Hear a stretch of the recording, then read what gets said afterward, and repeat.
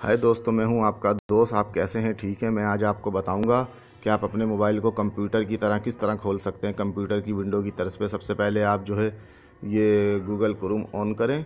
तरीका नहायत आसान है। देखें, ये मैंने यूट्यूब खोली हुई है, लेकिन ये यूट्यूब मोबाइल पे खोली है और मोबाइल ही की तरह। इसको कंप्यूटर में खोलने का इंतहाई आसान तरीका, जहाँ ऊपर कोने में सीधे हाथ में 9:11 AM टाइम लिखा है, उसके नीचे जो 3 डॉट हैं उस पर क्लिक करें। इधर नीचे आ जाए, इधर देखें लिखा हुआ है रिक्वेस्ट डेस्कटॉप साइट। ये मैंने इधर इस पर कर दिया, साइन कर दिया। अब देखें, मैंने साइन कर दिया तो ये मेरा जो मोबाइल है इसकी विंडो कंप्यूटर की विंडो की तरह खुल रही है। ये देखें, बस अब ये आपका मोबाइल ये कंप्यूटर बन गया। आपको लैपटॉप या कंप्यूटर पीसी वगैरह यूज़ करने की ज़रूरत नहीं है। आप अगर कुछ भी काम पीसी पे करना चाहते हैं, मोबाइल में कर सकते हैं।